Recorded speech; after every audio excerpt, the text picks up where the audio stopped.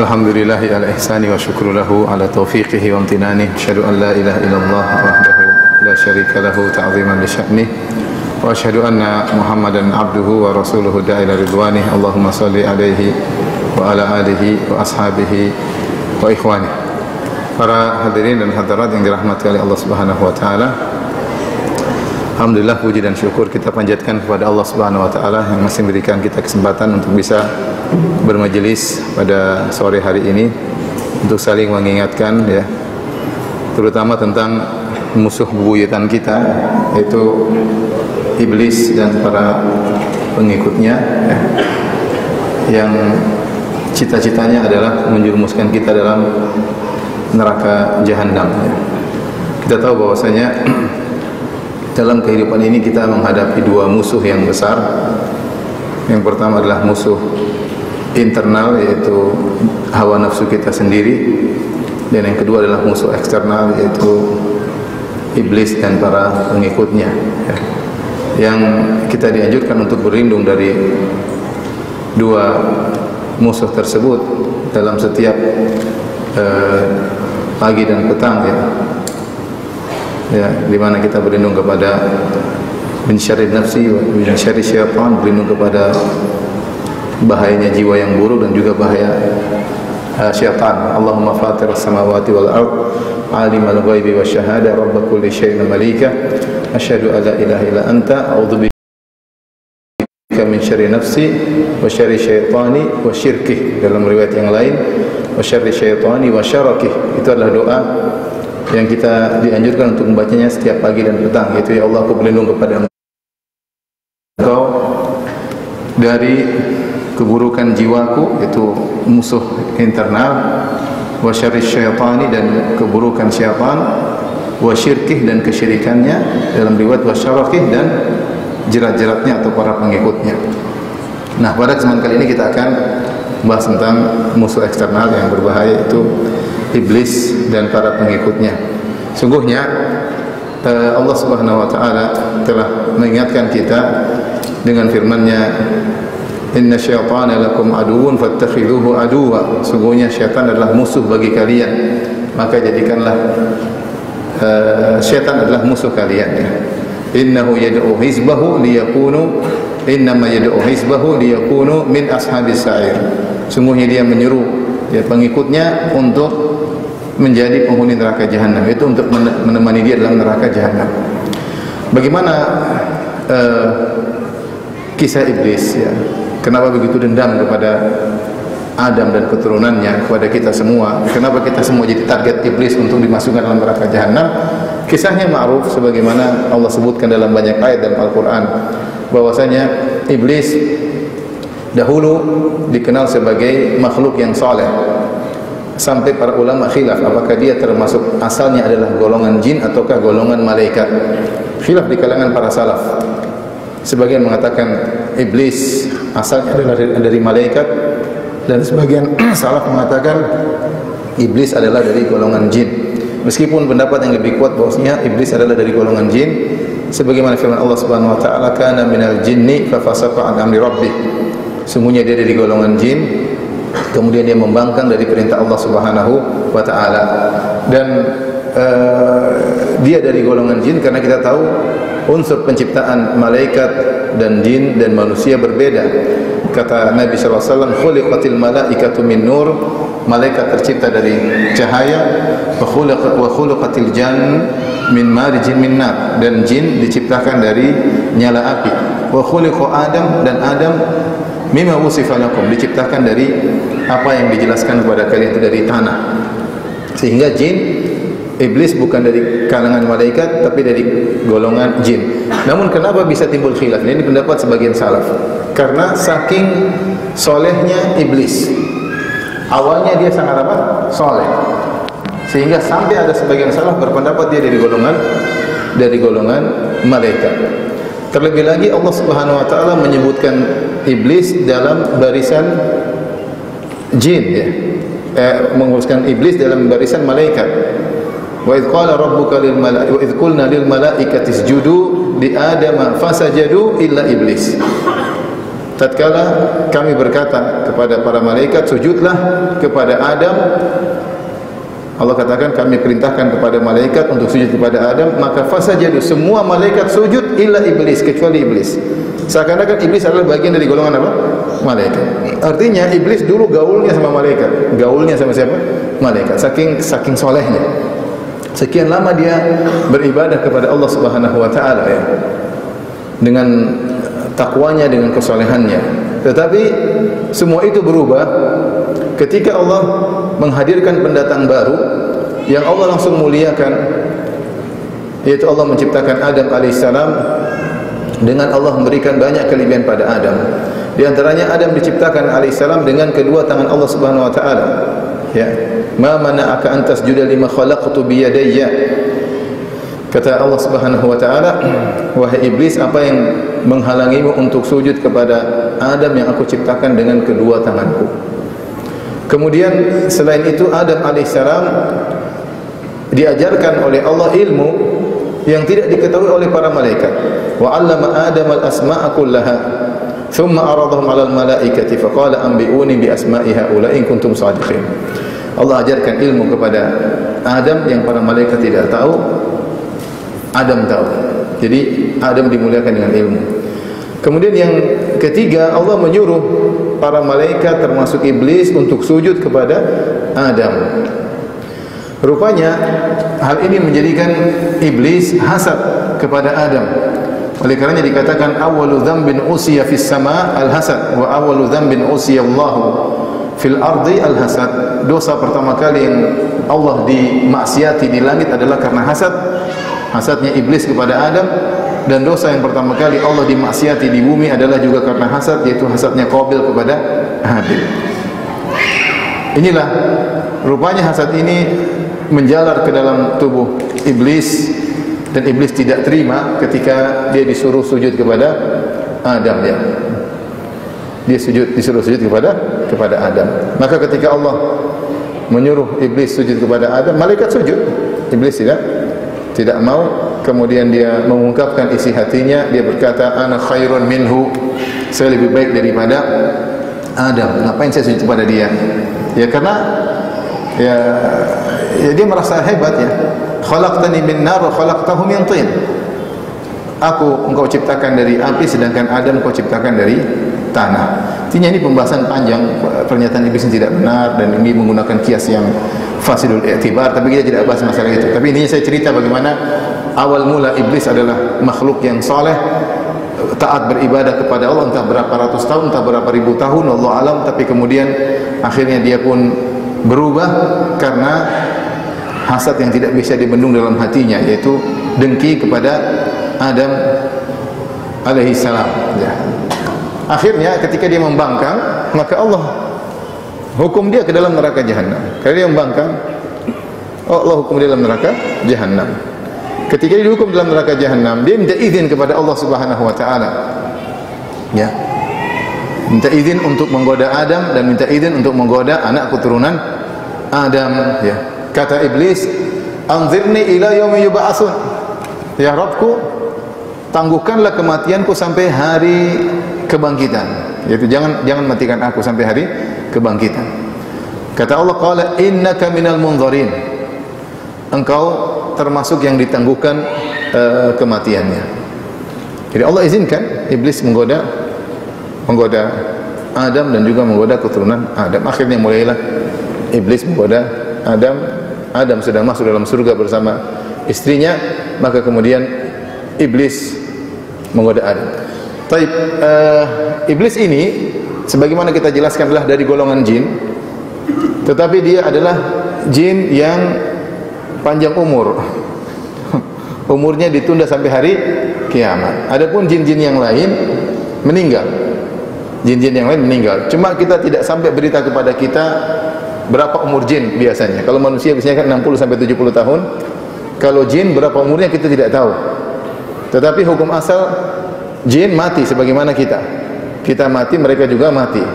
Cuma umurnya berapa tahun wallahu alam bisawab.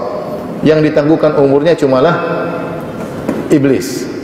Adapun yang sering kita dengar terkadang ada orang kerasukan kemudian jinnya berbicara, dengan mengatakan umur saya sudah 1000 tahun, 2000 tahun. Saya dulu ketemu dengan sahabat-sahabat Nabi ya. Saya pernah dengar untuk ada orang di Ruqyah, kemudian jinnya bilang saya ketemu dengan Ibn Taimiyah.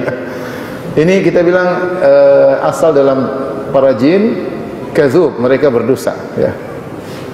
Jadi enggak usah dibenarkan ya, enggak usah dibenarkan. Cuma kita enggak tahu memang umur mereka berapa, yang jelas mereka mati sebagaimana manusia mati. Yang panjang umur cuma siapa? Cuma iblis. Mulai ketika iblis hasad kepada Adam dan Adam masukkan dalam surga bersama istrinya, maka iblis berjanji untuk menggoda Adam ya, dan juga anak keturunannya. Sebenarnya kalau dia mau hasad, dia harusnya hasad sama Adam saja, karena dia yang jengkel sama siapa? Adam. Tetapi hasad dia tidak berhenti kepada Adam. Saking jengkelnya sama Adam, dia ingin anak keturunan Adam semuanya masuk neraka jahanam. Ini bahayanya hasad. Orang sudah hasad itu kadang keluar dari nalar yang benar ya. Saya pernah ada orang datang kepada saya, Ustaz, istri saya disihir. Saya bilang, siapa yang sihir? Kalau nggak salah dia bilang kakaknya atau adiknya. Loh, kakaknya? Iya Ustaz, kakaknya yang sihir. Loh, kasih tahu ini haram. Kakaknya lulusan pondok Ustaz. Masya Allah. Jadi kalau orang sudah hasad, dia nggak peduli ya. Yang penting musuhnya bisa bagaimana, bisa rusak, bisa mampus, bisa mati. Adiknya sendiri pun dia sihir, padahal dia juga lulusan pondok. Tapi ini kenyataan, saya pernah ditanya seperti itu. Tapi intinya iblis hasad, mulailah dia menggoda Nabi Adam alaihissalam ya. Dia menggoda Nabi Adam alaihissalam. Allah sebutkan dalam Al-Quran ya, bagaimana Allah mengingatkan Adam tentang bahaya iblis. Kata Allah, inna faqulna ya Adamu inna hadza aduwwun laka wa li zawjika fala yukhrijannakuma minal jannati fatashqa. Kata Allah, wahai Adam, sungguhnya iblis ini adalah musuhmu dan musuh istrimu. Maka jangan sampai fala yukhrijannakuma, jangan sampai dia mengeluarkan kalian berdua dari surga menuju tempat yang lain, fatashqa, maka kau akan menderita. Allah tidak mengatakan maka kalian berdua menderita, tapi Allah sandarkan penderitaan kepada Adam. Kata Allah, fala yukhrijannakuma minal jannati fatashqa. Jangan sampai iblis mengeluarkan kalian berdua dari surga, fatashqa, maka kau akan sengsara wahai Adam. Kata para ulama, dalil bahwasanya di dunia yang harus sengsara adalah suami, karena dia yang mencari nafkah untuk apa? Istrinya. Artinya Adam nanti kalau dilemparkan ke bumi, dikeluarkan dari surga menuju bumi bersama istrinya, yang cari nafkah siapa? Adam atau Hawa? Adam. Makanya Allah sandarkan kesengsaraan tersebut asalnya kepada Adam. Allah mengatakan jangan sampai kalian berdua keluar dari surga, fatashqa, maka kau akan menderita wahai siapa? Adam, karena kau yang akan mencari nafkah buat Hawa. Kemudian Allah sebutkan berbagai macam kenikmatan. Innalaka alla tajua fiha. Kau di surga kau tidak akan lapar. Annaka wa innalaka alla tajua fiha, dan kau tidak lapar, dan kau tidak ta'ra, dan kau tidak akan telanjang. Wa annaka la tadma'u fiha wa la ta'ra, wa annaka la tadma'u fiha wa la tadha. Kau tidak akan kehausan dan kau tidak akan kepanasan. Artinya kau tinggal di surga itu nyaman, enggak lapar, enggak haus, enggak telanjang, kemudian tidak kepanasan, nyaman. Mulailah Adam tinggal bersama Hawa ya. Allah katakan fakula minha ragadan haitsu syi'tuma, masuklah kau. Jadi Allah ciptakan Hawa dulu, kemudian Allah masukkan Adam dan Hawa dalam surga. Kata Allah, makan semuanya yang ada di surga. Wala taqrabu hadhihi syajarah, kecuali pohon ini jangan kau dekati ya. Kalau kau makan, kalian berdua akan termasuk orang-orang yang zalim. Baik. Mulailah iblis datang menggoda. Iblis ketika menggoda Adam alaihissalam, iblis tidak tampil menjadi gendruwo ya. Tapi dia datang sebagai seorang penasehat. Datang sebagai makhluk yang ingin menasihati kebaikan bagi Adam dan Hawa. Padahal Allah sudah ingatkan kepada Nabi Adam, ini musuh, hati-hati. Dia ingin kalian berdua akan keluar dari surga.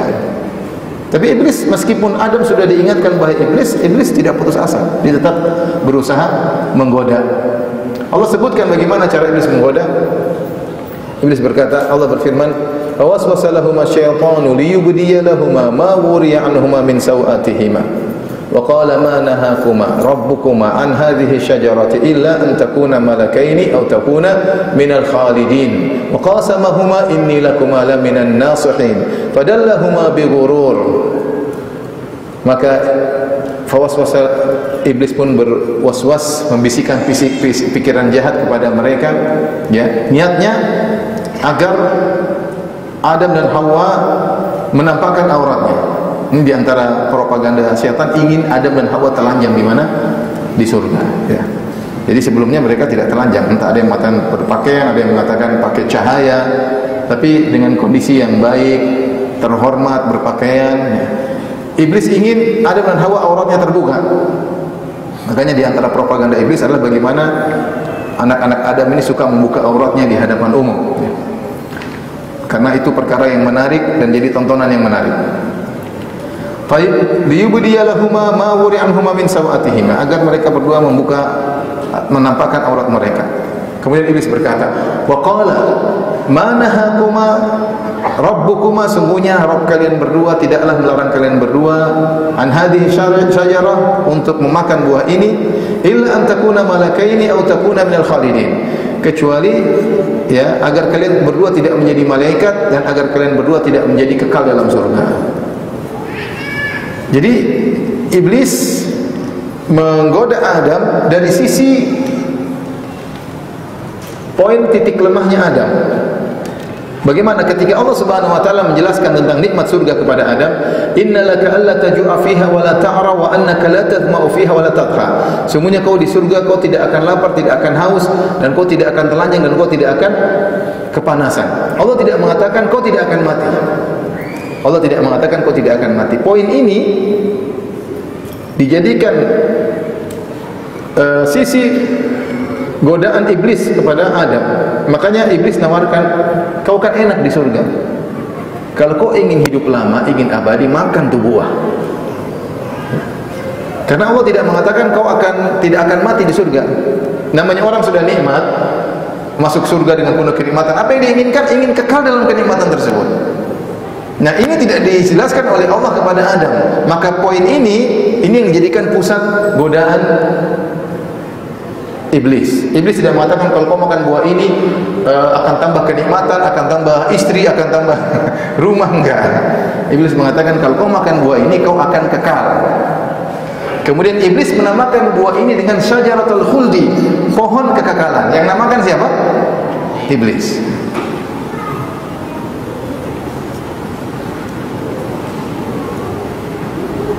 Dalam surat Taha kata iblis, qala hal adulluka ala syajaratil khuldi wa mulkin la yabla.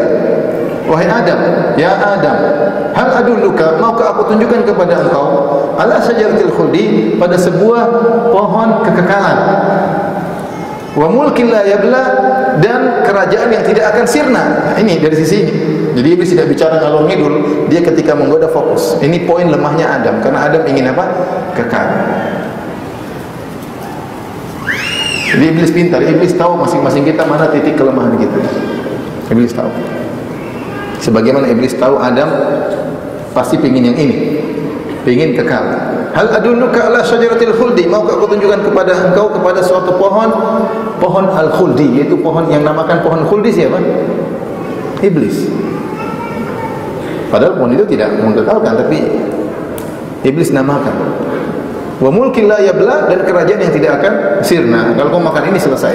Bahkan kau akan menjadi malaikat yang tidak bakalan mati. Ya.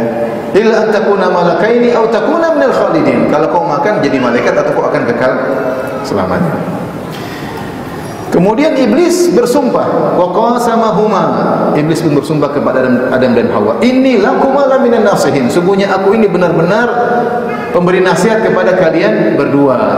Aku benar-benar sangat ingin kebaikan kepada kalian berdua. Dan Adam akhirnya goyah, ya. Adam akhirnya goyah. Adam baru pertama kali digoda. Seumur hidup baru pertama kali digoda. Yang goda juga bosnya langsung. Jadi memang kondisi, ya, kita kasih udur sama Adam. Tapi Adam alaihissalam, sebagaimana disebut oleh Ibnu Qayyim rahimahullah taala, dia tidak menduga ada makhluk yang bersumpah dengan sumpah yang luar biasa ternyata berdusta. Dia tidak menduga. Dia husnudzon, kepada iblis. Namun ini husnuzon tidak pada tempatnya. Kenapa husnuzon tidak pada tempatnya? Karena Allah sudah ingatkan iblis adalah musuhmu yang akan mengeluarkan kamu dari surga.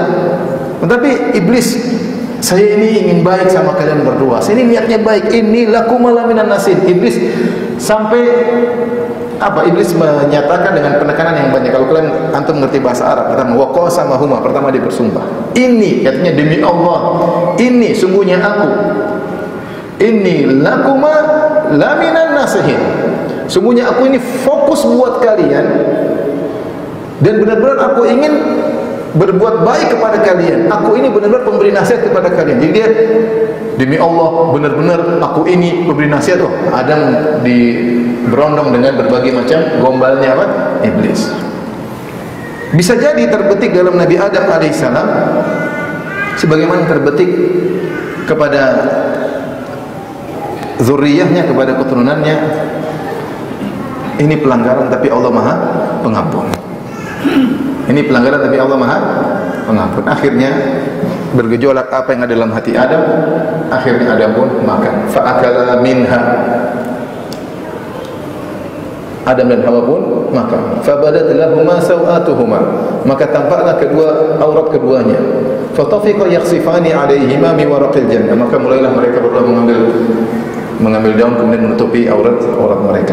Kata Allah, wa asa Adam rabbahu. Adam bermaksiat kepada Rabbnya. Jadi syaitan berhasil menggoda Adam alaihissalam dan akhirnya Adam alaihissalam dan Hawa diturunkan ya, dari surga menuju ke bumi. Sudah selesai. Adam sudah keluar dari surga. Apakah iblis sudah ridha? Belum, dia tidak ridha. Dia tidak berhasil memasukkan Adam dan Hawa di neraka jahanam. Enggak berhasil. Kenapa? Adam dan Hawa bertobat setelah itu. Qala rabbana zalamna, ketika Allah tegur alam anhakuma antilkuma syajara wa aqul lakuma inna syaitana lakuma aduwwum mubin. Wahai Adam dan Hawa, bukankah aku telah melarang kalian berdua dari mendekati pohon tersebut, dan aku telah jelaskan kepada kalian berdua bahwasanya syaitan adalah musuh kalian berdua. Allah ingatkan, kenapa kau melanggar wahai Adam? Kenapa Hawa melanggar? Akhirnya qala rabbana zalamna anfusana wa illam taghfir lana wa tarhamna lanakunanna minal khasirin. Maka mereka berdua berdoa, ya Allah, rabbana zalamna anfusana, sesungguhnya kami telah menzalimi diri kami. Wa illam taghfir lana wa tarhamna lanakunanna minadh dhalimin. Kalau kau tidak ampuni kami, tidak merahmati kami berdua, sungguh kami termasuk orang-orang yang merugi ya. Maka Allah mengatakan ya dalam ayat yang lain, fatalaqqa Adamu min rabbih kalimatin fataba alaih. Maka Adam dan Hawa menerima kalimat-kalimat dari Allah. Sebagian ahli tafsir mengatakan ketika Adam dan Hawa berdosa, dan ini pertama kali mereka berdua berdosa, mereka bingung apa yang mereka ucapkan.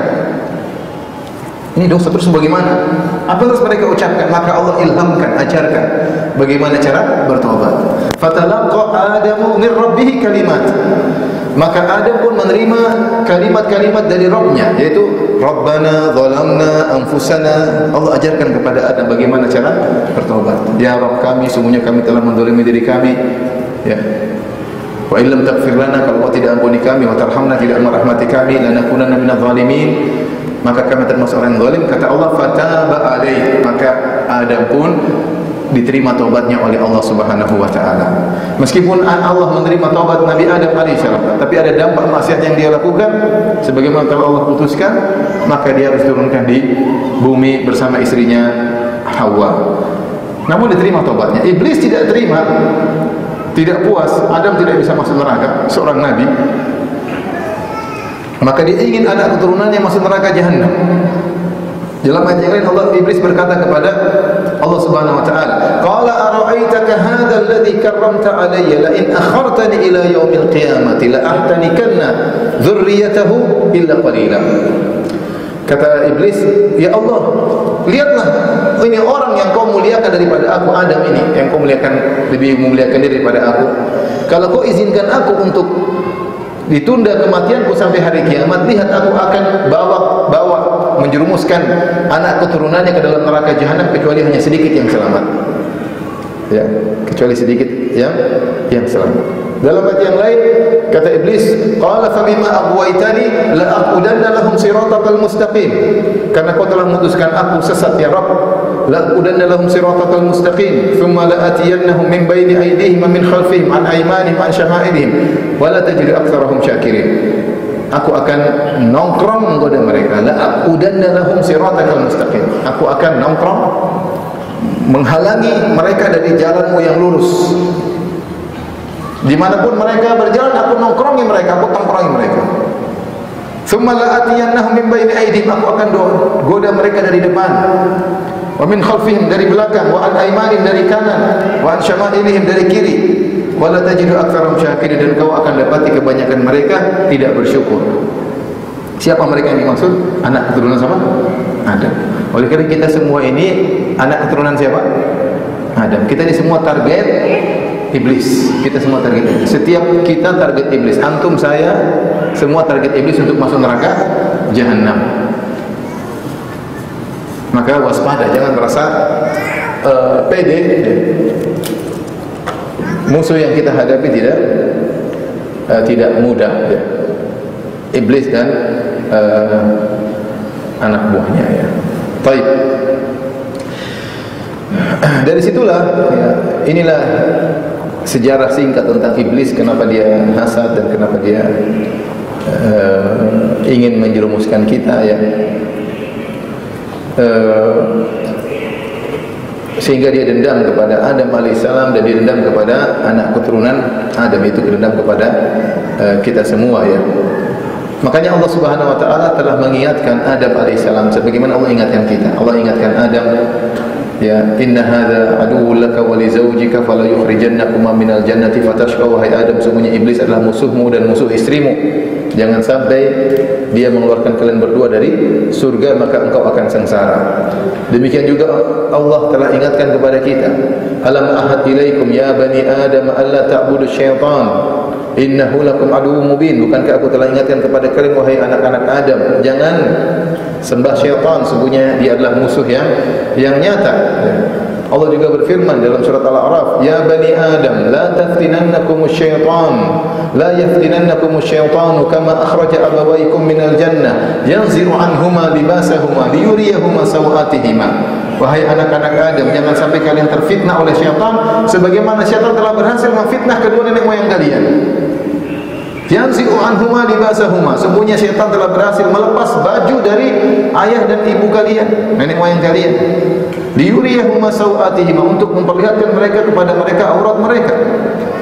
Jadi jangan kalian, hati-hati. Syaitan adalah musuh yang pernah berhasil menggoda dan menjerumuskan kedua nenek moyang kalian. Jadi Allah ingatkan agar kita berwaspada. Inna syaitana lakum aduwwun fattakhidhu aduwwa innama yad'u hizbahu liyakunu min ashabis sa'ir. Kata Allah, sungguhnya syaitan adalah musuh bagi kalian, jadikanlah dia sebagai musuh. Musuhilah syaitan, jangan jadi teman. Allah menyuruh syaitan jadi musuh kita, bukan kita jadikan sebagai teman. Sebagian kita kalau di depan banyak orang, masya Allah, musuh syaitan. Tapi kalau sendirian, teman syaitan. Kalau sendirian teman syaitan, nggak ada yang lihat jadi teman syaitan. Konco berat dengan syaitan. Depan orang, masya Allah, di atas manhaj, di atas sunnah. Kalau sendirian jadi teman syaitan. Allah mengatakan fattakhiduhu aduwwa, jadikanlah syaitan sebagai musuh kalian. Innama yad'u hizbahu liyakunu min ashabis sa'ir. Dia itu menyeru pengikutnya untuk menemani dia dalam neraka jahanam. Karena dia akan masuk neraka jahanam dan dia ingin ada teman-temannya masuk dalam neraka jahanam menemani dia. Makanya para ulama mengatakan hasad paling tertinggi adalah model hasadnya iblis. Hasad yang biasa, hasad yang biasa kita dapati, hasad itu bagaimana? Hasad yang biasa itu ada orang dapat kenikmatan, kita ingin kenikmatannya pindah kepada kita, itu hasad yang biasanya. Ada seorang misalnya di kantor, kemudian tahu-tahu diangkat menjadi direktur, yang di bawah cemburu, ya, pingin orang ini tertangkap atau tertuduh sehingga dia mengganti posisi direktur tadi. Artinya kenikmatannya berpindah dari orang lain kepada dirinya. Itu hasad yang biasa. Ada orang laki-laki hasad sama temannya. Kenapa? Temannya punya istri cantik, padahal dia wajahnya biasa-biasa. Dia bilang, kapan temanku mati biar aku menjadikan apa? menjadi pengganti nikmat tersebut. Ini hasad yang biasa. Hasad yang antara misalnya para pedagang ingin tokonya sepi, tokonya ramai, ingin orang-orang ramai pindah ke dia dan toko dia jadi apa? Sepi. Itu hasad yang biasa. Yang ingin nikmat pindah dari orang lain kepada dirinya. Hasadnya iblis lebih daripada itu. Dia tidak butuh nikmat pindah. Kalau dia hasad yang biasa, dia ingin Adam keluar dari surga dan dia ingin masuk surga. Itu hasad biasa. Tapi hasad iblis tidak begitu. Hasad iblis yang penting Adam keluar dari surga. Meskipun saya tidak menempati apa? Surga. Itu dia ingin merasakan sama-sama menderita. Dia lihat orang kaya, ingin orang kaya itu miskin seperti dia. Itu hasad parah, itu hasad iblis. Bukan kekayaannya pindah kepada dia, tapi dia ingin si kaya itu miskin sama seperti itu. Hasad tingkat tinggi. Kata para ulama itu hasad tingkat tinggi. Iblis ingin anak keturunan Adam menemani dia di neraka. Bukan dia menggantikan posisi Adam di surga, tapi ingin sama-sama di neraka. Ya. Sama dengan hasadnya orang-orang Yahudi. Orang Yahudi hasad kepada kaum ini. Wadda katsirun min ahlil kitabi law yaruddunakum min ba'di imanikum kuffaran hasadan min indi anfusihim. Banyak ahlul kitab ingin kalian kafir lagi seperti mereka karena hasad. Mereka tahu mereka kufur karena tidak beriman kepada Nabi Muhammad SAW, orang Yahudi. Dan mereka ingin kalian yang sudah beriman kepada Nabi Muhammad SAW kufur seperti dulu agar statusnya sama seperti mereka. Ini hasad yang paling parah. Hasadnya iblis. Jadi dia menggoda manusia, menggoda keturunan Adam untuk apa? Untuk menemani dia dalam neraka jahanam. Hasad yang paling ringan cuma nggak suka aja lihat orang dapat kenikmatan. Itu hasad paling ringan. Lihat orang kaya, hasad. Bukan tidak ingin dia miskin, tidak ingin kenikmatan pindah sama dia, cuma nggak suka saja. Sekedar tidak suka itu namanya apa? Hasad. Paham? Sering antum begitu enggak? Lihat orang beli mobil baru, enggak suka. Kenapa enggak suka? Orang harusnya bahagia, kita ikut bahagia. Dia beli mobil baru, kita enggak suka. Antum enggak suka tanpa sebab, itu namanya apa? Hasad. Antum lihat orang misalnya di YouTube ternyata followersnya lebih banyak. Antum enggak suka. Loh, kenapa antum enggak suka? Itulah, antum enggak suka itu namanya apa? Hasad. Kalau nggak suka ada sebabnya karena begini, ya oke lah. Kalau nggak ada sebab juga nggak suka, itulah hasad. Ya, itulah hasad. Tapi hasad yang paling tinggi tadi hasadnya iblis, ingin seseorang hilang dari kenikmatan yang dia rasakan tanpa harus kenikmatan tersebut pindah kepada dirinya. Itu hasadnya iblis. Baik. Nah, iblis ketika menjalankan proyeknya untuk menjerumuskan manusia dalam neraka jahanam, maka dia menggait anak buahnya banyak. Dia punya anak buah dari golongan jin dan golongan manusia. Oleh karenanya ada istilah syaitan. Syaitan itu adalah sifat bagi makhluk yang jahat, baik dari golongan jin maupun dari golongan manusia. Jin tidak semuanya buruk. Kata para jin, wa anna minna salihuna wa minna duna dzalik kunna tara'iqa qidada. Kami para jin, di antara kami ada yang orang-orang soleh dan di antara kami ada yang tidak soleh. Kami ini bermacam-macam modelnya. Nah, jin-jin yang jahat yang menjadi anak buah iblis, itulah syaitan. Manusia pun demikian. Ada manusia yang menjadi anak buah setan, disadari atau tidak disadari. Allah Subhanahu wa taala berfirman, "Wa kadzalika ja'alna likulli nabiyyin aduwan syayatinal insi wal jinni yuhi ba'dhum ila ba'dhin zukhrufal qawli ghurura." Kata Allah Subhanahu wa taala, demikianlah kami jadikan bagi setiap nabi musuh syayatinal insi wal jinni, setan-setan manusia dan setan-setan jin. Allah sebut ada setan manusia, ada setan apa? Jin. Yuhi ba'dhum ila ba'dhin zukhrufal qawli ghurura, yang saling membisikkan kata-kata yang indah untuk menipu. Jadi ada setan manusia, Setan manusia banyak. Fir'aun, Abu Jahal, Abu Lahab, ya. Zaman sekarang siapa? Jangan kepancing antum. Itu pertanyaan jebakan. Jadi setan manusia banyak. Sampai orang-orang berulama mengatakan Jahm bin Safwan yang semua firqah yang menyimpang dalam asma wa sifat kembali kepada Jaham bin Safwan ya. Sampai sebagian ada yang mengatakan Jaham bin Safwan dulunya muridnya iblis, kemudian dia pun berkembang jadi iblis belajar sama dia, saking apa hebatnya dalam menyesatkan manusia ya. Jadi banyak anak buah iblis dari golongan jin maupun dari golongan manusia. Dari sini kita tahu istilah iblis, istilah syaitan. Iblis bosnya syaitan yang memiliki sifat spesial, yaitu ditunda kematiannya sampai hari kiamat. Faham? Baik. Adapun syaitan adalah sifat makhluk yang buruk, apakah dari golongan jin maupun dari golongan manusia. Kalau jin adalah jenis makhluk, ada jin baik, ada jin buruk. Jin buruk itulah syaitan. Sebagaimana manusia ada yang baik, ada yang menjadi anak buah syaitan, anak buah iblis. Paham? Baik.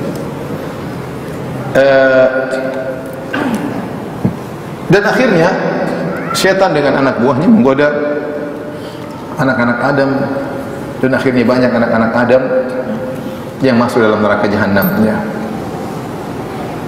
La aghwiyannahum ajma'in illa ibadaka minhumul mukhlasin ya.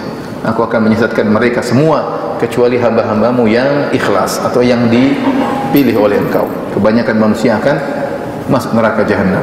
Kata iblis ya,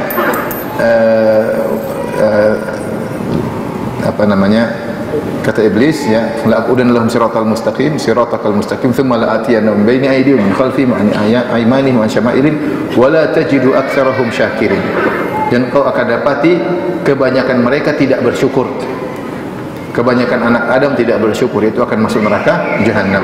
Dan Allah berfirman, wa laqad dhara'na li jahannama katsiran minal jinni wal insi. Sungguh kami telah penuhi neraka jahanam dengan banyak manusia dan jin. Lahum qulubun la yafqahuna biha. Mereka punya hati namun mereka punya qalbu, punya sanubari namun mereka tidak berfikir dengan qalbu mereka. Walahum a'yunun la yubsiruna biha. Mereka punya mata namun mereka tidak gunakan untuk melihat ayat-ayat Allah. Walahum adhanun la yasma'una biha. Dan mereka punya telinga namun mereka tidak gunakan untuk mendengar ayat-ayat Allah. Ulaika kal an'am. Mereka itu penghuni neraka dari golongan jin dan manusia seperti binatang ternak. Balhum adhal, bahkan lebih buruk daripada, lebih sesat daripada binatang ternak ya. Saya ingat ada kawan pernah meruqyah seorang kerasukan jin, dia baca surat Al-A'raf sampai pada ayat ini. Wa laqad dhara'na li jahannama katsiran minal jinni wal insi lahum qulubun la yafqahuna biha wa lahum a'yunun la yubsiruna biha wa lahum adhanun la yasma'una biha ulaika kal an'ami bal hum adall. Sungguhnya mereka itu seperti binatang ternak, bahkan lebih parah, jin yang langsung berontak. Tidak, katanya. Dia teriak pada waktu ayat sampai ayat ini. Kelihatannya dia tahu bahasa Arab, makanya dia protes. Dia tidak, dia protes. Ya. Jadi demikianlah. Jadi banyak yang akan masuk neraka jahanam sebagaimana Allah kabarkan. Artinya banyak keturunan Adam yang akhirnya tergoda oleh iblis dan para anak buahnya. Baik, sekarang kita renungkan tentang syaitan, musuh kita ini. Syaitan ya, termasuk iblis. Di antara sifat-sifat syaitan yang buat sulit berhadapan dengan dia, padahal dia adalah musuh kita, tapi sulit berhadapan dengan dia. Pertama, syaitan dan pasukannya melihat kita namun kita tidak melihatnya. Kata Allah, innahu yarakum huwa wa qabiluhu min haitsu la tarawnahu. Sungguhnya iblis dan pengikut-pengikutnya melihat kalian dari sisi kalian tidak bisa melihat mereka. Kalau kita punya musuh kelihatan, enak kita bisa berhadapan. Tapi kalau musuh nggak kelihatan, repot. Kita punya musuh setan dan iblis yang tidak bisa kita lihat, sehingga dia enak saja mau goda dari depan, dari belakang, dari kanan, dari kiri. Kita tidak tahu. Kita tidak tahu karena kita tidak tahu. Kalau kita lihat, ini iblis ini. Kamu iblis. Kita bisa menghindar. Kita nggak tahu. Tahu-tahu dia membisikkan dalam hati. Kita nggak ngerti. Musuh kita tidak kelihatan. Makanya di antara ibadah yang berat adalah al-murabit, orang yang berjaga di daerah perbatasan. Itu pahalanya besar. Orang yang berjaga di daerah perbatasan. Bahkan kalau dia meninggal maka amal jariah mengalir kepadanya. Yang ini tidak disebutkan bagi orang yang mati syahid. Kenapa? Karena orang yang di daerah perbatasan dia tidak ngerti, tiba-tiba ada yang tembak dia, nggak ngerti musuh di mana. Daerah perbatasan itu ngeri. Karena musuh tidak kelihatan, tiba-tiba datang pelan-pelan. Dia lagi sholat, lagi apa, ditembakin. Kalau medan pertempuran ya kelihatan sudah, saling hadap-hadapan, bisa melawan. Kalau tidak kelihatan, repot. Ini kesulitan pertama berhadapan dengan iblis dan teman-temannya adalah musuh kita tidak kelihatan. Kemudian syaitan ketika menggoda, dia tidak jauh-jauh, dia dekat dengan kita. Bahkan saking dekatnya, dia mengalir dalam tubuh manusia seperti aliran darah. Kata Nabi SAW, "Inna syaitana yajri min bani Adam majra dam." Sungguhnya syaitan mengalir dalam tubuh manusia seperti aliran apa? Darah. Sebenarnya dia masuk, bukan musuh jauh, bukan musuh dalam selimut lagi, musuh dalam daging, musuh dalam darah dan daging. Entah bagaimana dia mengalir, tapi yang jelas dia mengalir dalam tubuh manusia seperti aliran darah. Bahkan Nabi berkata, "Ma minkum min ahadin illa waqad wukila bihi qarinuhu minal jin." Tidak seorang pun dari kalian kecuali telah diutus untuknya qarin, pendampingi dari golongan jin. Jin ada sama kita, ya. Siap menggoda kapan saja. Jadi setan itu bukan berarti cuma di sudut rumah lantai 2, enggak. dalam diri kita, ya. Siap menggoda kita kapan saja. Kemudian yang berikutnya yang menjadikan setan sangat berbahaya, yang dia goda adalah qalbu kita. Alladzi yuwaswisu fi sudurin nas, yang bisik-bisikin hati manusia, ya. Ya. Dia tidak menggoda dengan bisik-bisik, enggak. Bisiknya langsung godaan ke qalbu. Kalau dengar setan aja. Dasar setan. Kalau dia ngomong kita tahu, tapi dia enggak masuk dalam hati, kita enggak tahu. Kita pikir itu ide kita pikir ini adalah pola pikir kita, ternyata setan. Itu ilham dari setan. Setan membisikin. Di antara hal yang menarik, ini saya sering cerita, tadi pernah saya sama Ustaz Abu Sa'ad rahimahullahu taala. Beliau meruqyah seseorang yang orang itu kemasukan jin, dan dia kemasukan jin gara-gara baca ayat kursi 7.000 kali dalam waktu 7 hari. Ayat kursi yang harusnya mengusir setan, malah karena situ kita tanya dia. Kalau nggak salah dia seorang mahasiswa. Ustaz Abu Sa'ad rahimahullah ketika meruqyah saya menemani beliau. Di antara kelebihan orang ini, dia bilang, "Kenapa kau?" "Saya punya kelebihan Ustaz, saya bisa tebak isi hati manusia." Saya bilang, "Nggak mungkin, Nabi tidak tahu, kok bisa tahu?" "Enggak, saya bisa tahu." Akhirnya ketika kerasukan, kemudian jinnya berbicara, intinya saya tanya, "Gimana kau bisa?" Saya ingin tahu aja, kepo ini, kepo. Saya bilang, "Kenapa kau?" "Nggak mungkin, kau nggak mungkin tahu." Saya bilang sama jin tersebut, "Kau nggak mungkin tahu sini. Bagaimana kau bisa tahu?" Jadi rupanya orang ini, dia misalnya membuka, misalnya ada 5 benda, terus dia bilang sama temannya, "Kamu pilih nomor yang berapa?" Nggak usah bilang, misalnya ada benda nomor 1, nomor 2, nomor 3, nomor 4, nomor 5. "Kamu pilih nomor berapa?" Nggak usah bilang saya akan tebak. Benar, ketika dia ngelihat hati, "Coba kamu fokus pilih nomor mana?" Akhirnya dia fokus dengan nomor 4, tapi dia nggak usah bilang. Terus saya bilang, "Nomor 4 kan?" Kok bisa tahu?" Itulah dia bisa tahu isi hati manusia, cuma sekedar itu. Saya tanya sama jinnya, "Kok bisa?" Kata jinnya, "Begini Ustaz, jadi saya bisik-bisikin nomor 4, nomor 4, nomor." Ini kenyataan maksudnya. Tapi jin pendusta, ya. Tapi maksud saya, jadi terkadang ketika iblis menggoda dalam hati seorang, dia merasa itu ilham dia merasa itu pola pikir, ternyata iblis, syaitan yang memberikan bisikan-bisikan tersebut. Saya pernah ketemu dengan seorang, dia selalu digoda, dia dalam dirinya ada jin Nasrani. Kemudian selalu dia bilang, "Ustaz, saya dibisik-bisikin tentang agama Nasrani, bahwasanya Nasrani itu benar, Trinitas adalah tauhid." Dibisikin terus. Ada jinnya bisik-bisikin, bukan bisikin suara. Kalau bikin suara kita bisa kabur, kita bisa setel murotal, selesai. Enggak, tapi dia langsung dalam hati, langsung dalam pikiran, menunjukkan bisikan iblis sangat berbahaya. Akhirnya orang punya akidah macam-macam. Ada yang nekat di pinggir pantai, akhirnya tenggelam. Kenapa bisa begitu? Ada yang bisikin. Ini bahayanya iblis. Iblis langsung masuk ke dalam qalbu sanubari manusia, dan kolbu manusia, sanubari manusia, itulah yang menentukan iya dan tidak. Ada khilaf di kalangan para ulama atau ada pendapat. Sebenarnya akal itu tempatnya di mana? Ada yang mengatakan akal tempatnya di otak, ya. Ada yang mengatakan akal tempatnya di sanubari, di kolbu. Yang benar bahwasanya akal letaknya di kolbu. Data untuk mengolah, berpikir benar itu di otak, tapi yang iya atau tidak mengambil keputusan adalah apa? Kolbu. Paham?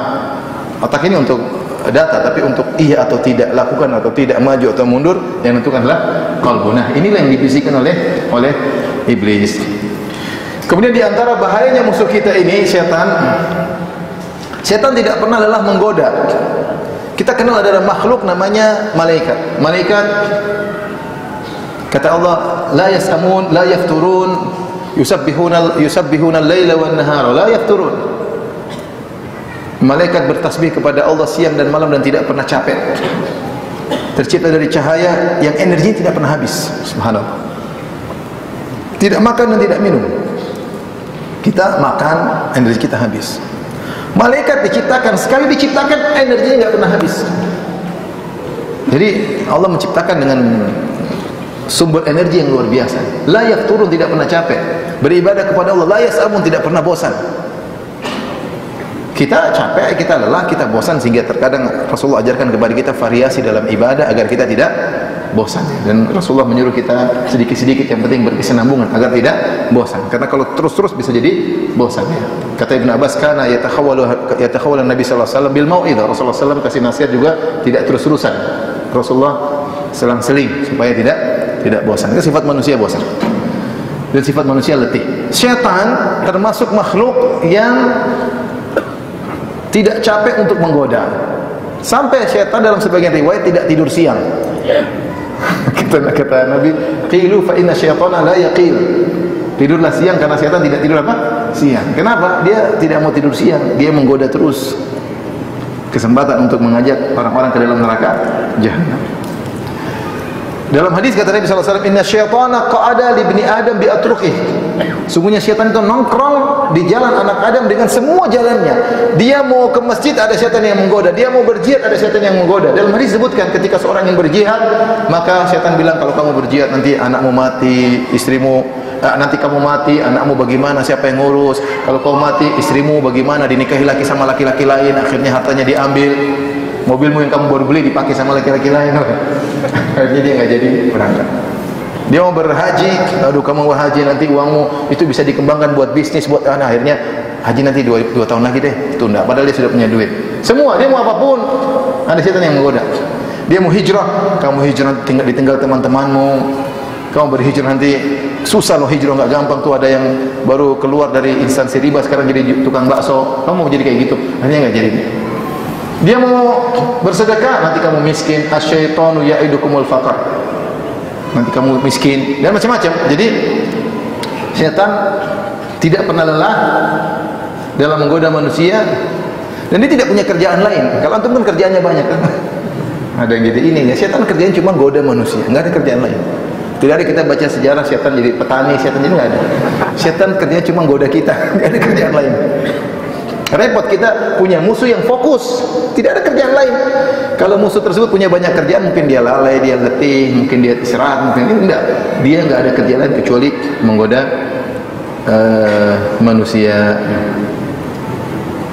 Bahkan menggoda dari depan, dari belakang, dari kanan, dari kiri, dengan berbagai macam model godaan. Kemudian di antara berbahayanya syaitan memiliki anak buah yang terstruktur.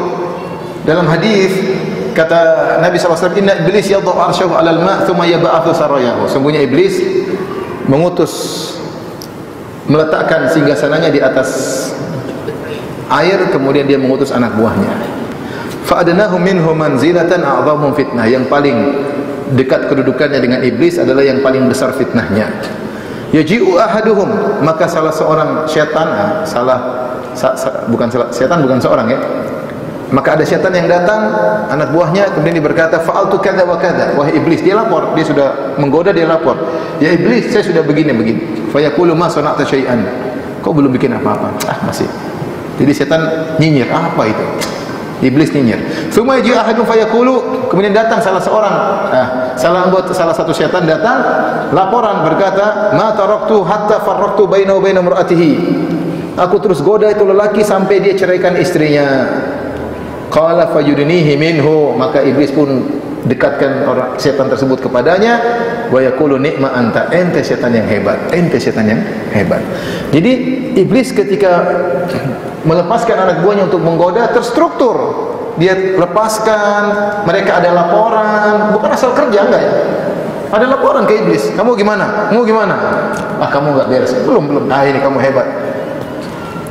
Sampai ada riwayat, saya terus menggoda dia sampai dia berbuat syirik kepada Allah. Kata iblis, stop, ente setan top.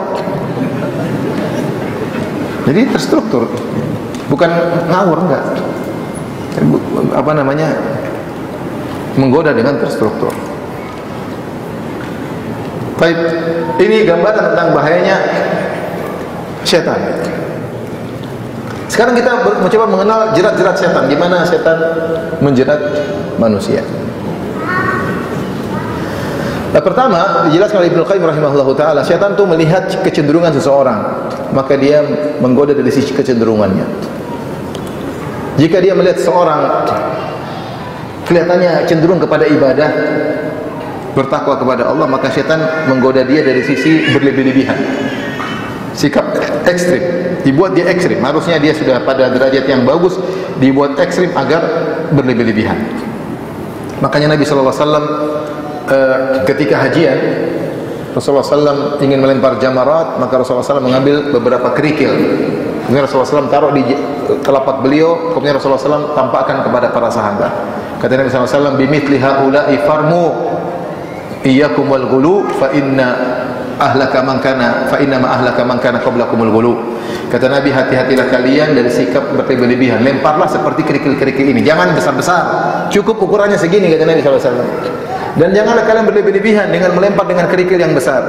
Karena sungguhnya yang telah membinasakan umat-umat terdahulu adalah sikap berlebih-lebihan. Rasulullah sudah ingatkan, tapi tetap saja ada yang berlebih-lebihan. Ngambil kerikil batu besar, setan, terus lempar. Lempar apa? Dengan keras, lempar ya. Padahal tidak boleh, harus aturannya kerikil yang kecil, tidak boleh besar-besar. Meskipun ketika kita melempar, kita meniru sunnah Ibrahim alaihissalam ketika melempar setan, ketika setan menggoda dia di Mina. Tapi kita tidak boleh berlebihan, ada aturannya. Jangan ambil batu besar, jangan lempar pakai sendal ya. Sebagian lempar seperti itu. Sampai saya pernah hajian, kemudian saya cerita, saya ceramah seperti itu, saya bilang tidak boleh lempar berlebihan. Meskipun kita semangat tapi tidak boleh. Kita bilang Allahu Akbar, ikut sunnah Nabi SAW. Kemudian ada yang cerita, Ustaz, iya Ustaz, waktu itu ada orang koruptor, dia sebut namanya fulan, koruptor, hajian Ustaz. Terus dia lempar setan, kemudian batunya kembali, ada keras tulisan sesama setan jangan saling melempar. Ini nggak benar ini. Saya pikir serius, ternyata bohong. Tahun berapa saya jadi? Mungkin 2002 atau 2003. Saya masih ingat orangnya. Jadi intinya, tidak boleh berlebihan. Nah, ketika setan melihat kecenderungan orang untuk ibadah dan ibadah Allah bikin, maka setan membuat dia berlebihan. Dan akhirnya banyak orang terjebak dengan sikap ekstrim berlebihan dalam beribadah. Ya, akhirnya mencintai orang soleh berlebihan, sehingga mengangkat Nabi Isa menjadi Tuhan. Orang Yahudi berlebihan kepada Uzair, diangkatlah menjadi anak apa? Tuhan. Seperti itu. Orang-orang Khawarij berlebihan sampai akhirnya mudah mengkafirkan orang lain karena terlalu mengagungkan maksiat itu bahaya. Ketika ada orang terjerumus dalam maksiat, dia bilang ini pasti imannya sudah tidak ada. Bukan apa, dia mengkafirkan karena mengagungkan siapa? Allah, tapi tidak pakai aturan. Sehingga ketika ada orang melakukan maksiat, dia jengkel sekali. Ini orang enggak benar, berani bermaksiat kepada Tuhan, ini kafir. Tidak lain dia begitu karena ekstrimnya. Karena begitu cinta kepada Allah dan begitu benci kepada kemaksiatan. Dan yang lainnya ya.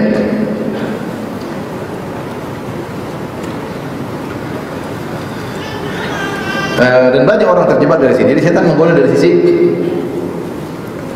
kecenderungan seorang. Kalau seorang kecenderungan bermaksiat, maka setan semakin menggelincirkannya. Ya. Kata Allah Subhanahu wa taala, Alam taru anna arsalna syayatin 'alal kafirin ta'uzzuhum azza. Jadi kamu lihat bahwasanya kami telah mengirim syaitan-syaitan kepada orang-orang kafir untuk menghasut mereka berbuat maksiat. Jadi semakin dihasut semakin bermaksiat. Kata Allah juga, wa ikhwanuhum yamuddunahum fil ghayyi tsumma la yuqsirun.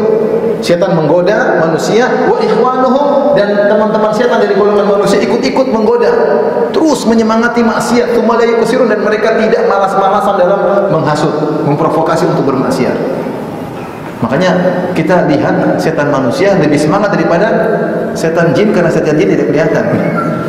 Setan manusia kalau provokasi maksiat, di YouTube, di internet banyak sekali. Tahu siapa orangnya? Itu jebakan ya. Baik, ini metode setan pertama, mengenal kecenderungan seorang, kemudian dia menggoda dari sisi tersebut. Yang kedua tadi yang paling berbahaya, yang saya sudah jelaskan tadi, setan mengenali titik kelemahan seseorang.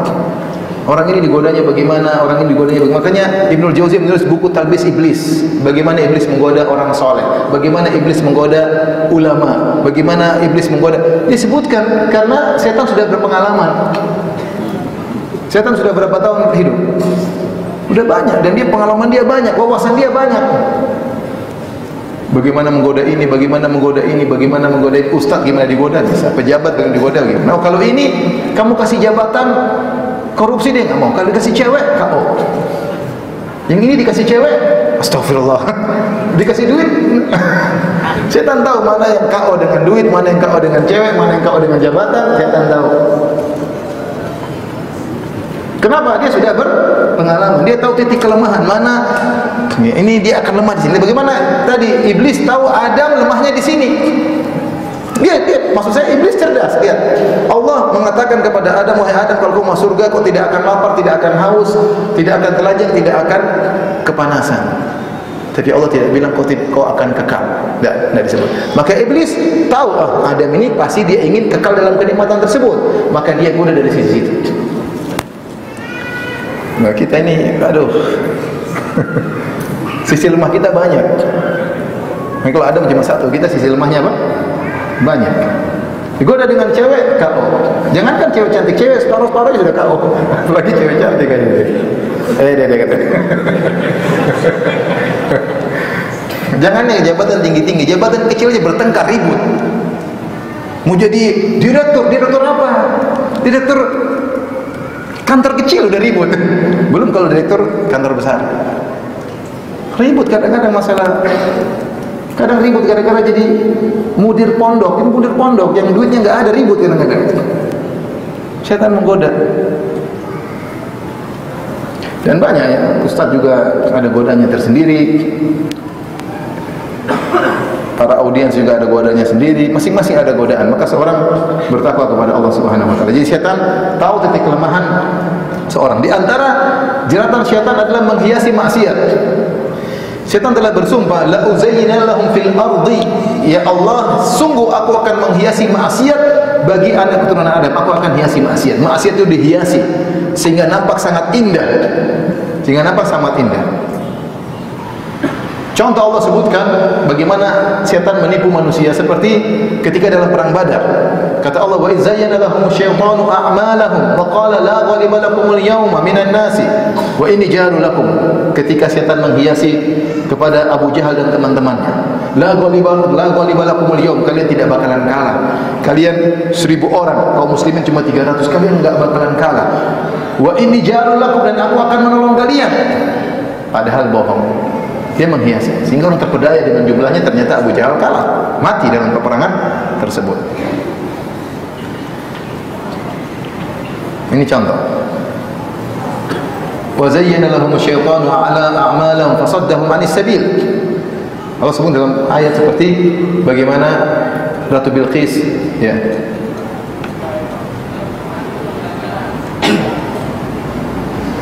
Inni wajid kata burung Hud, inni wajadtu imra'atan tamlikuhum wa utiyat min kulli syai'in wa laha 'arsyun 'azim. Ya, aku mendapati ada seorang wanita yang menguasai mereka, ya. Kemudian dia memiliki singgasana yang besar. Wajadtuha wa qauma yasjuduna lisyamsi min dunillah wa zayyana lahum asyaitanu a'malahum. Aku dapati Ratu Bilqis dan anak buahnya sujud kepada matahari, tidak sujud kepada Allah, dan syaitan menghiasi amalan mereka. Penyembah matahari mudah syaitan menggodanya. Lihat matahari sumber kehidupan, dengan matahari tumbuh-tumbuhan tumbuh, dengan matahari kita bisa melihat indahnya dunia, dengan matahari kita bisa merasakan kehangatan, dengan matahari seakan-akan matahari berhak untuk disembah. Gampang seperti itu. Seperti pernyataan sebagian tokoh agama yang mengatakan, kenapa kita menyembah sapi? Contoh, iblis datang, dia bilang, karena sapi lebih baik daripada ibu kita. Kenapa? Kalau ibu nyusui kita, masih mengharap pamrih dari kita kemudian hari, masih mengharap balas budi. Tapi kalau sapi menyusui kita, dia tidak mengharap balas budi. Mana lebih afdal, sapi atau ibu kita? Ibu kita dong. Kalau ibu mungkin lebih afdal sapi. Sapi kenapa tidak mengharap balas budi? Karena bahlul sapi. Coba, setan menghiasi sapi, dia punya pola pikir seperti kenapa sapi kita sembah? Karena sapi lebih ikhlas daripada ibu. Ya, gimana nanti bisa begini? Tapi begini ungkapan sebagian mereka, sehingga mereka menyembah apa? Sapi. Siapa yang menghiasi itu? Setan. Setan yang menghiasi. Menurut dia tidak masuk akal, tapi masuk akal menurut dia. Nah, setan ketika menghiasi maksiat, lihat Adam alaihissalam. Allah mengatakan, "Fakula minha ragadan haitsu syi'tuma." Wahai Adam dan Hawa, kau di surga semua itu banyak sekali tumbuh-tumbuhan, banyak buah-buahan, banyak kenikmatan, banyak daging-daging, banyak. Makan seluruhnya, cuma satu yang dilarang. Wala taqrabu hadhihi syajarah, jangan dekati pohon ini, satu aja jangan dekati. Satu yang dilarang. Tetapi syaitan menghiasi. Yang banyak ini dilupakan, fokus kepada yang dilarang. Akhirnya dimakan. Padahal yang halal banyak. Nah, begitulah cara setan menghiasi. Terkadang seorang dibukakan pintu halal banyak, tapi ada satu haram yang setan sampai dia kepingin. Sampai kalau dia tidak melakukannya dia gelisah. Kalau dia tidak melakukannya dia gelisah. Padahal itu haram. Padahal dia halal banyak. Masih sering bilang, betapa sering misalnya syaitan menggoda seorang laki-laki melihat wanita, padahal istrinya lebih cantik dari wanita tersebut, tapi dihiasi-hiasi, itu perempuan lebih cantik daripada istrinya. Itu saja perempuan, itu sih lebih cantik istrinya. Bagaimana kalau lebih cantik perempuan itu? Lebih dihiasi lagi. Kata Nabi SAW, al-mar'atu awrah, idza kharajat istasyrafa syaitan. Perempuan itu adalah aurat. Kalau dia keluar, syaitan begini. Istisyraf itu mengintai. Kenapa? Ingin dijadikan sebagai jerat untuk menggoda manusia, menggoda para laki. Jadi kalau dilihat, dihiasi dengan pemandangan yang indah. Dari depan kelihatan indah, dari belakang kelihatan indah. Bahkan tutupan terkadang dihias. Di balik tutupan itu gini-gini. Syaitan macam-macam cara dia menghiasi kemaksiatan. Saya sering sampaikan, lihat, kok orang bisa merokok? Merokok itu apa manfaatnya? Mau merokok pertama udah batu-batu, sudah mahal, duit keluar macam-macam. Tapi orang kenapa suka merokok? Antum yang merokok, pertama kali merokok coba apa? Apa manfaatnya? Paling setan bilang, kalau kamu merokok kamu keren. Lihat iklannya kan panjat gunung, naik mobil, itu kan dia punya mobil, nggak punya mobil, motor aja, nggak punya, mau merokok ngapain? Ada badan keren merokok gini, ente merokok kurus gini. Jadi dibuat seakan-akan merokok itu keren, padahal merokok itu penyakit. Orang merokok pasti batu-batu, dan dia tahu itu berbahaya bagi paru-paru. Buang-buang duit, tidak ada faedahnya, bikin mulut bau. Tapi kenapa banyak orang merokok? Bukankah setan menghiasi? Benar atau tidak? Ini contoh nyata di depan mata kita. Kalau bir ada melayang dikit lah enak. Merokok apa? Buat kecanduan. Dan pertama dicoba nggak enak, pahit, buang-buang duit, menderita kalau nggak merokok. Tapi ternyata perokok sangat apa? Sangat banyak. Ini contoh maksiat dihiasi oleh syaitan, dan banyak maksiat dihiasi oleh syaitan. Maghrib jam berapa? Berapa? 12:15. Baik, kita ringkas. Skala prioritas setan dalam menggoda. Setan punya skala prioritas. Semua disebut oleh Ibnu Qayyim dalam Badail Fawaid. Saya bacakan. Pertama, setan berusaha menggoda manusia agar menjerumuskannya dalam kekufuran, syirik atau kemunafikan. Itu kekufuran. Syirik, kekufuran, munafik semuanya adalah rangkaian kekufuran orang keluar dari Islam. Ini setan yang paling berusaha. Yang penting keluar dari Islam selesai. Di neraka menemani setan kekal selama-lamanya. Bagaimana seorang bisa terjumus dalam kekufuran? Ini kekufuran banyak sekarang. Tersebar, ya. Mengatakan hukum saya sama dengan hukum Allah, kufur. Mengatakan semua agama masuk surga, kufur. Mengatakan zina halal, homoseksual halal, kufur. Ragu dengan Islam, kufur. Ragu dengan adanya Tuhan, kufur. Banyaklah hal kekufuran. Setan punya jilat-jilat untuk menjerumuskan orang dalam kekufuran, banyak sekali. Menghina syariat, kufur, ya. Dan banyak. Lihatlah bagaimana syaitan menghiasi kekufuran kepada kaum Nasrani. Nabi Isa begini, punya mukjizat ini, bisa menghidupkan orang mati, bisa menyembuhkan ini, sehingga diangkat anak Tuhan. Setelah jadi angkat anak Tuhan, disembah.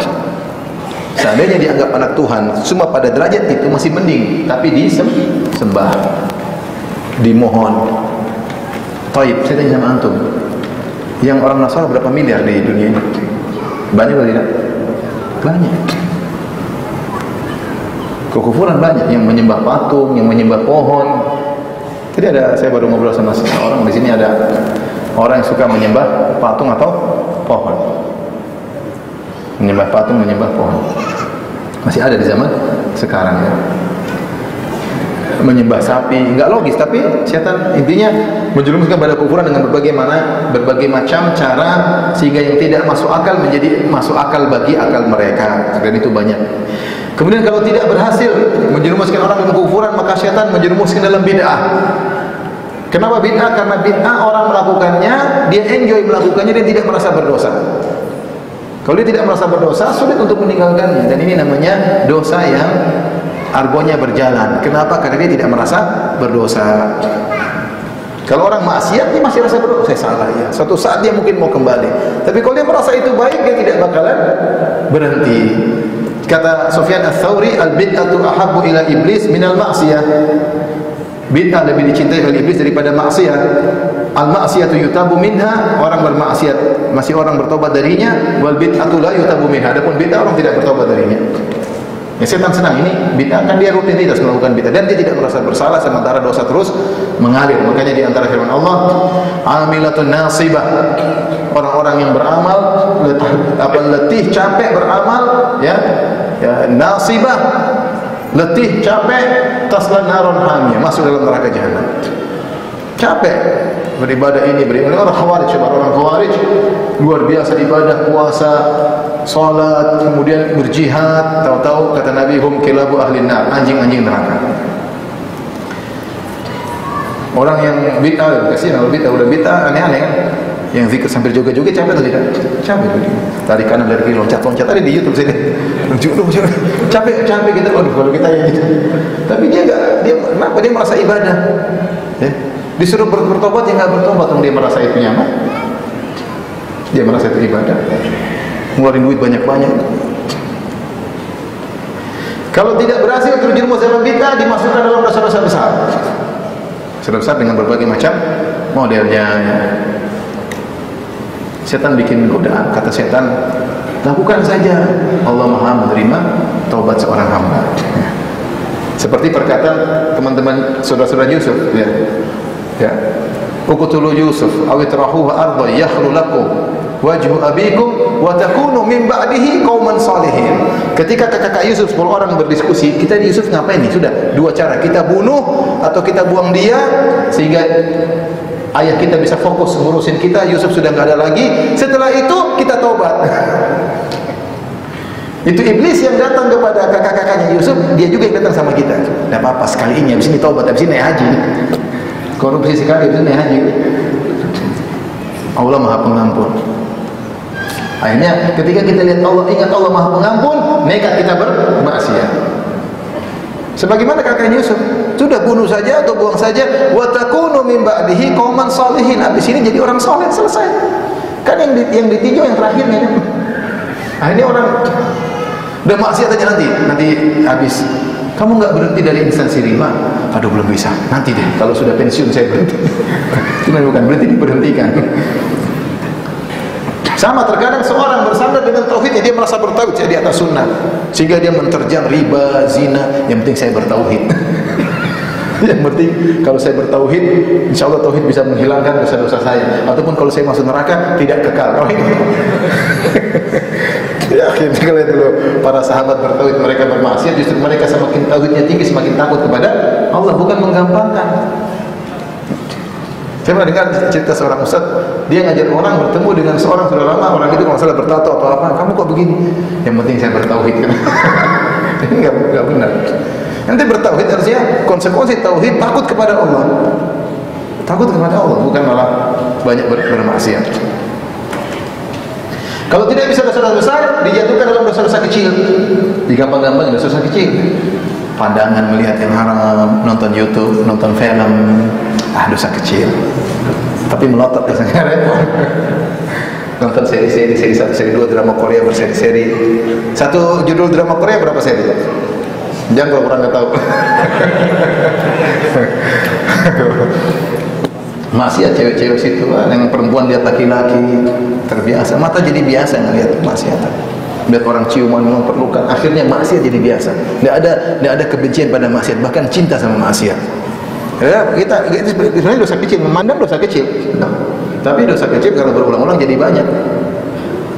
Ya, kata Nabi SAW, iyyakum wa muhaqqarati dzunub. Hati-hati kalian, hati-hatilah kalian dengan dosa-dosa yang dianggap sepele. Fa innahunna yajtami'na 'ala rajul hatta yuhliknahu. Sungguhnya dosa-dosa kecil terkumpul pada seorang kemudian binasakan orang tersebut. La tahqiranna saghiratan innal jibala minal hasa. Kata seorang penyair, jangan sepelekan dosa-dosa kecil, sungguhnya gunung tersusun dari butiran-butiran pasir yang kecil. Kita anggap sepele, tapi tiap hari nonton. Tiap hari lihat perempuan buka aurat, bertumpuk dosa. Nah, setan saking terbiasa, saya sering sampaikan, saking terbiasa maksiat, kita melihat perempuan terbuka aurat kita tidak istighfar, saking biasa. Lihat perempuan kayaknya biasa, kayaknya bukan dosa lagi. Harusnya kita astagfirullah, ganti, astagfirullah. Ya tutup, bukan ganti, tutup. Nanti saking terbiasanya kita nggak istighfar. Saking terbiasa. Kemudian kalau tidak bisa terjerumus dalam dosa kecil, yang kelima dijadikan sibuk dengan perkara yang mubah, buang-buang waktu, jalan ke sana kemari, buang-buang waktu tiap hari. Kalau sesekali nggak ada masalah, tiap hari jalan-jalan, tiap hari ke sana kemari, tur ke sana, touring ke sana, turun ke sana. Tiap hari mancing ikan, duit banyak udah sewa kapalnya pergi ke tengah laut tiap hari. Kacau kalau antum pelayan enggak apa-apa. Kalau antum nelayan enggak apa-apa. Nah kalau antum penuntut ilmu sesekali enggak apa-apa. Orang namanya hobi, menghilangkan stres. Tapi jangan terlalu sering. Karena buang-buang umur. Tiap hari manjat gunung sana, manjat gunung sini. Kalau sesekali oke, olahraga. Tapi kalau sering-sering ya buang-buang waktu. Sehingga kita disibukkan perkara-perkara yang mubah, perkara yang jelas-jelas sunnah tidak kita kerjakan. Mungkin 24 jam, sunnahnya 1 jam, 23 jamnya perkara mubah. Tidak berdosa, tidak, tapi buang-buang umur. Kalau setan tidak mampu menjerumuskan dosa kecil, setan menjerumuskan dalam buang-buang usia. Sehingga ketika kita meninggal dunia, amal kita sedikit. Yang terakhir, makanya saya ingatkan kita kalau sudah usia 40 tahun ke atas, hati-hati. Coba yang 40 tahun ke atas, angkat tangan coba. Waspada. Sudah di puncak, tinggal turun lagi sudah. Nggak ada naik ke atas lagi, nggak ada. Mau badan kekar, mau apa tetap aja turun ke bawah. Kalau sudah 40 ke atas, bentar lagi ma'asalamah. Makanya waspada. 40 sudah. Bukan kalau antum umur 30 mungkin antum main-main touring sana. Sudah 40 sudah. Fokuslah ibadah. Waktu jangan ada yang terbuang. Entah ente baca Quran, entah ente ngaji, entah ente cari nafkah buat anak istri, entah ente sambung silaturahmi, entah jenguk orang tua, pokoknya jangan ada waktu yang terbuang. Yang di bawah 40 tahun berusaha belajar sejak sekarang untuk menghargai waktu. Kemudian yang terakhir, kalau tidak bisa menyibukkan dengan perkara yang mubah, disibukkan dengan amal yang kurang utama. Setan menggoda sehingga dia sibuk dengan perkara yang kurang utama, meninggalkan yang utama. Contohnya gimana? Dia punya orang tua di rumah yang harusnya dia rawat, dia malah sibuk ngurus anak yatim, ngurus janda tua, janda muda, lebih semangat lagi. Orang tuanya yang perlu dia rawat tidak dia rawat, padahal pahala di sini.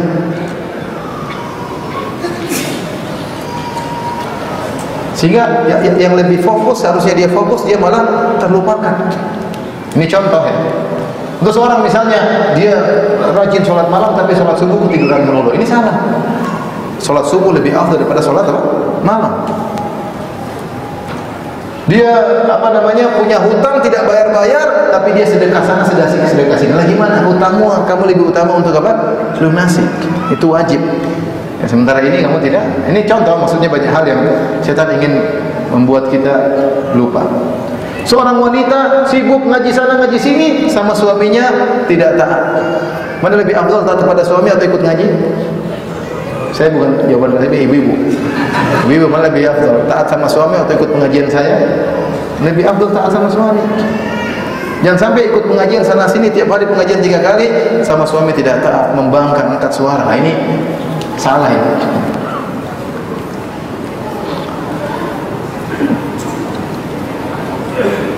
Di antara jerat-jerat syaitan adalah menakut-nakuti. Asyaitanu ya'idukumul faqr. Syaitan menakut-nakuti engkau, kalau mau bersedekah nanti kamu miskin, nanti kurang, anak-anak enggak bisa. Padahal duit ada, kecuali duit enggak ada. Duit ada, sudah ada tabungan, masih aja takut melulu. Ini rezeki di tangan Allah. Dia takut sehingga akhirnya tidak bersedekah. Di antaranya mengadu domba, qul li ibadi yaqul latihi asna syaitana yanzagu bainahum. Katakanlah kepada hamba-hambaku untuk berucap yang terbaik, sungguh setan mengadu domba di antara mereka. Jadi kita banyak sekali adu domba di antara kaum muslimin, di antara para dai, di antara para audiens, di antara jemaah pengajian. Itu jerat-jerat syaitan. Waspada seorang bertakwa kepada Allah Subhanahu wa taala. Tapi mungkin sampai sini saja apa yang bisa saya sampaikan. Masih ada waktu kan? Masih ada. Boleh. Kalau ada yang bertanya saya persilahkan. Silakan. Sebut nama dan status.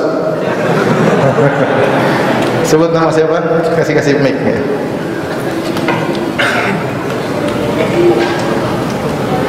Silakan.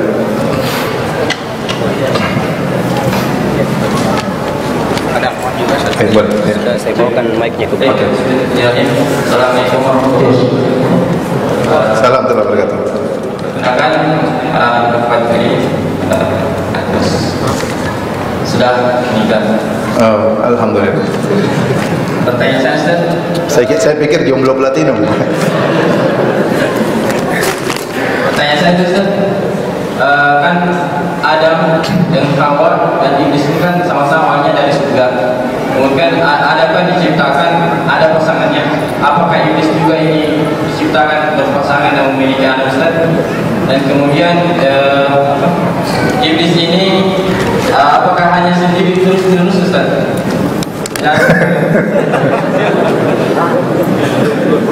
Kalau saya tidak salah ingat, ada seorang ulama pernah ditanya seperti itu, apakah iblis punya istri dan punya anak? Ulama itu menjawab, saya tidak pernah hadiri pernikahannya. Gak urusan dia punya anak, punya istri, dia poligami, gak urusan kita. Yang penting dia punya anak buah yang menggoda apa? Menggoda kita. Anak buahnya adalah anak keturunannya atau tidak, bukan urusan kita. Ya. Oke? Baik, ibu mungkin ada pertanyaan, ibu. Silakan selanjutnya. Ya, Bapak ya, coba.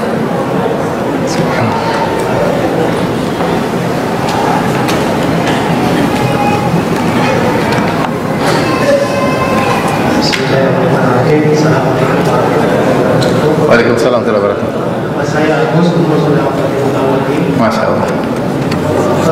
Yang saya tanyakan Ustaz, ini ada kalung kesehatan yang saya pakai.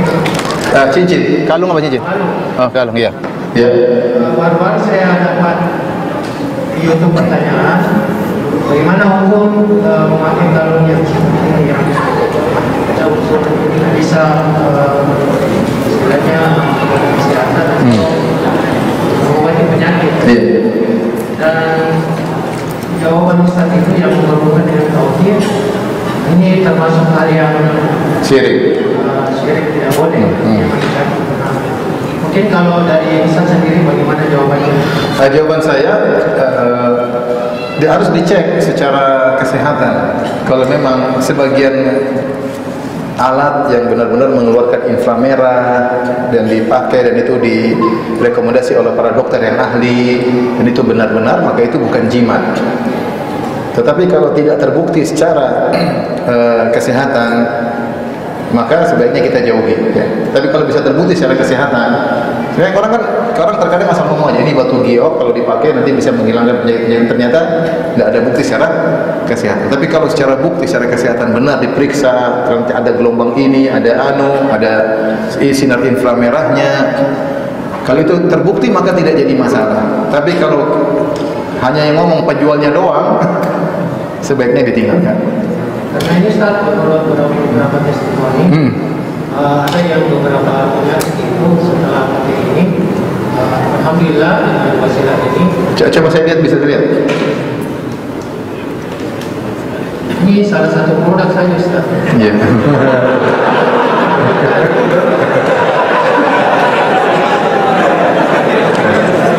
Ini apa kelebihannya? Apa yang buat bisa menyembuhkan? Ada magnet atau apanya? Kalau penjelasan dari perusahaannya ini, dia mengandung 7 unsur bumi. 7 unsur bumi lebih repot lagi kalau begitu. Saya mau dari dokter, bukan dari penjualnya, apalagi 7 unsur bumi. Repot ya. Apa kaitannya 7 unsur bumi dengan kesehatan? Nah, itu agak repot. Jadi kalau ada penjelasan dokter secara ilmiah, baru saya bisa benarkan. Kalau enggak, semua penjual jimat juga bilang begitu. Bahwasanya ini begini, ini begini, ini begini. 7 unsur buminya apa? Ini kan katanya batunya ini, kalau salah ini batu ya.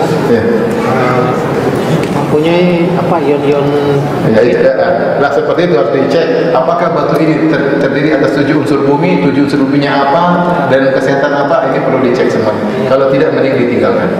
Cuma saya tidak bisa hukum kecuali ada penjelasan yang ilmiah. Jadi Kesimpulannya Ustaz, selama dia mempunyai penjelasan ilmiah dari dokter yang benar berkompeten dalam bidangnya, bukan penjualnya. Penjualnya bisa mengilmiah-ilmiahkan yang tidak ilmiah. Dulu saya punya teman ikut tenaga dalam, kemasukan setan bilangnya ini ilmiah. Ada energi dalam tubuh kita, ada aura-aura, intinya kemasukan jin. Tapi dia mencoba mengilmiahkan sesuatu yang tidak ilmiah. Oke, itu jawabannya begitu. Tinggal dicek aja kalau ada. Lakukan, kalau enggak mending dijauhi. Kita jangan spekulasi dengan hal-hal yang merusak akidah kita. Jadi bukan masalah kalungnya Ustaz ya? Bukan, tapi masalah dia benar-benar secara ilmiah bisa atau tidak. Satu lagi Ustaz. Sudah satu saja. Bapak pertanyaan susah makanya. Penting sekali pertanyaan. Apa pertanyaannya? Ini Ustaz, saya ada utang sama Muslim. Dulu jual aksesoris komputer. Cuma sampai sejak toko itu tutup terjual, istilahnya saya belum sempat bayar utangnya. Cari ahli warisnya, kasih. Ini kemungkinannya itu agak sulit lagi Ustaz. Jadi kira-kira bagaimana solusinya? Saran saya, uangnya dia sumbangan ke masjid. Bisa ya? Bisa. Walaupun non muslim. Walaupun non muslim. Baik, silakan, ada lagi bertanya? Akhwat, ada yang bertanya, akhwat? Bismillah, Assalamualaikum Ustaz. Waalaikumsalam warahmatullahi wabarakatuh. Akhwat, boleh bertanya di luar tema? Boleh. Boleh, silakan. Tes. Silakan. Bagaimana Ustaz caranya menyikapi seseorang yang menzalimi kita, padahal orang ini sangat paham ilmu agama daripada kita? Dia lebih paham agama daripada kita? Iya, daripada yang dizalimi. Ya, nasihati. Kalau dia tahu agama, justru kita nasihati, ingatkan. Kalau dia tidak mau, tetap masih menzalimi, ya sudah, serahkan kepada Allah Subhanahu wa Ta'ala. Demikianlah kehidupan. Ya, tidak selamanya kehidupan nyaman. Terkadang kita dizalimi. Ya, kalau kita dizalimi, kesempatan bagi kita untuk diampuni dosa-dosa kita. Ya, tapi kita nasihati. kamu jangan begitu, kamu kan ngerti dalilnya begini-begini, nasihati, kalau nggak tulis surat agar dia baca dengan baik. Kalau ternyata dia tidak mau, ya sudah, itu namanya ujian dan musibah. Allah alam bisawab.